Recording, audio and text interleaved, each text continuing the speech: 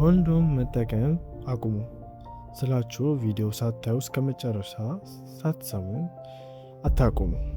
እስከ መጨረሻ ከሰማችሁ ትማሩበታላችሁ ማለት ነው።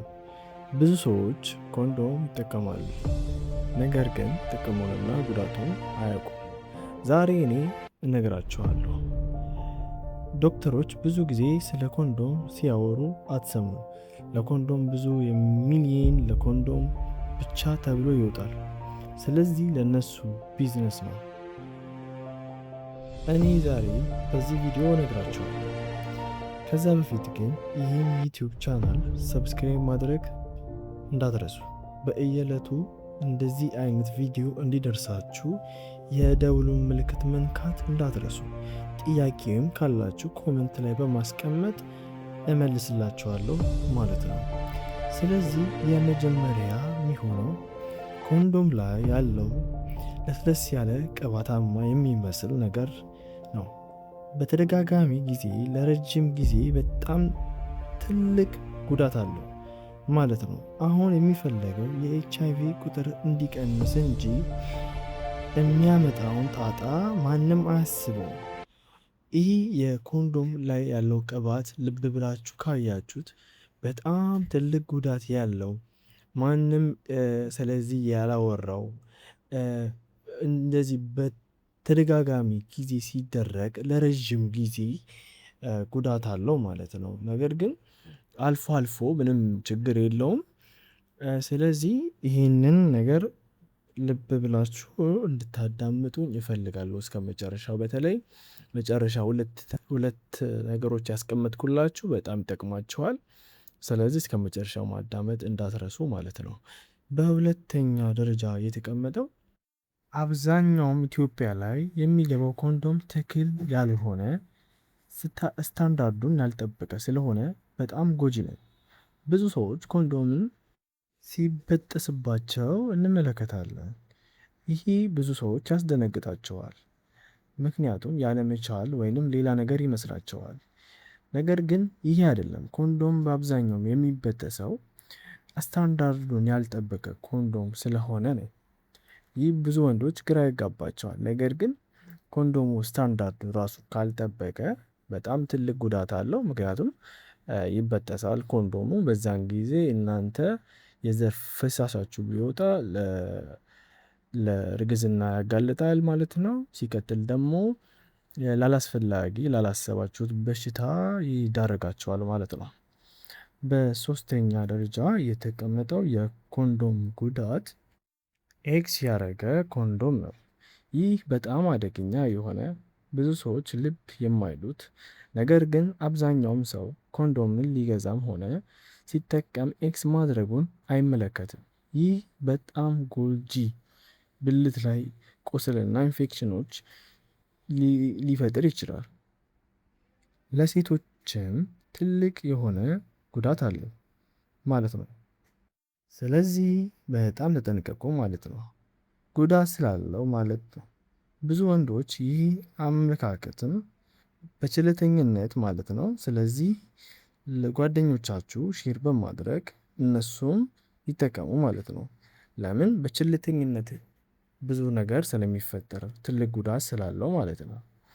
በአራተኛ ደረጃ የተቀመጠው ይህ ብዙም እንኳን እንደ ጉዳት አይታይም በኢትዮጵያ ላይ ኮንዶሙን በምትጠቀሙ ጊዜ ቶሎ ያለ መርጨት ችግር ያመጣል። ይሄ ያው እንደውም እንደ ጥቅም ነው የሚታየው እኛ ሀገር ላይ ቶሎ ላለመርጨት ስለሚፈልጉ ጀግንነት ስለሚመስላቸው። ነገር ግን ይህ በጣም ትልቅ ጉዳት ነው። ለምን? ወንድ ልጅ ሳይጨርስ በሚያቆም ጊዜ የስፐርሞቹ ወደ ብልት ቱቦ ውስጥ የመቅረት ችግር አለ ይፈጠራል። በዛን ጊዜ ደግሞ ጥሩ አይደለም። በወቅቱ የብልት ህመምን ስለሚያጋልጥ ማለት ነው። ስለዚህ ኮንዶም የመጠቀም ችግሩ ይህ ነው። ቶሎ እንዳትረጩ ያደርጋቸዋል ማለት ነው። ስለዚህ ከቻላችሁ እንግዲህ ያው ኮንዶም ላለመጠቀም መሞከር ነው። ካልቻላችሁ ግን ግዴታ ከሆነ የግድ ኮንዶም በመጠቀም መከላከል ትችላላችሁ ማለት ነው። እነዚህን ነገሮች እንትን ማለት ትችላላችሁ። አብዛኛውም ጊዜ እንግዲህ ያው ወደ ሀገራችን የሚገባው ትክክለኞች ኮንዶሞች አይደሉም ማለት ነው። ያው እናውቀዋለን ብዙ ጊዜ እኛ ጋር ትልልቅ ካምፓኒዎች ያመረቱት ኳሊቲውን ያልጠበቀ ስታንዳርዱን ያልጠበቀ ነው የሚገባው። ስለዚህ እያያችሁ ኤክስፓየር ዴቱን እያያችሁ አንዳንድ ነገሮችን ሰርች እያደረጋችሁ መጠንቀቅ፣ ሐኪሞችን ማማከር ኖርማል ነገር ስለሆነ ማለት ነው። ስለዚህ በአምስተኛ ደረጃ የተቀመጠው ኮንዶም ስለ ጥቅሙና ጉዳቱን ነው። መጀመሪያ አወራነው ጉዳቱን ነው የምነግራችሁ። አምስተኛ ጥቅሙን ነው። ጥቅሙ ምንድን ነው? ከኤች አይቪ ይከላከላል፣ ከአባላዘር በሽታዎች ይከላከላል ማለት ነው። በኤች አይቪ በሽታ በጣም ቁጥራችን ኢትዮጵያ ላይ እንግዲህ እየጨመረ ነው ማለት ነው። ስለዚህ አደራ ራሳችሁን ጠብቁ። ብዙ በኢትዮጵያ ላይ እንግዲህ መድኃኒት የሌለው በሽታ ነው። ብዙዎቻችሁ የምታውቁት ስለሆነ ነው ያልተናገርኩት። ስለዚህ ከኤች አይቪ እንዲሁም ከኤች አይቪ የሚበልጥ በጣም ብዙ በሽታዎች እየመጡ ነው። ስለዚህ ለማይረባ ለ5 ሰከንድ ደቂቃ፣ ለ3 ደቂቃ፣ ለ5 ደቂቃ ብላችሁ ህይወታቸውን እንዳታበላሹ ማለት ነው።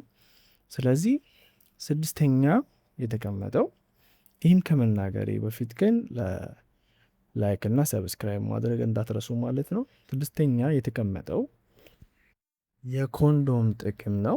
ስድስተኛ ከእርግዝና ይከላከላል ማለት ነው። ትልቁ ጥቅም ከእርግዝና ይከላከላል ማለት ነው።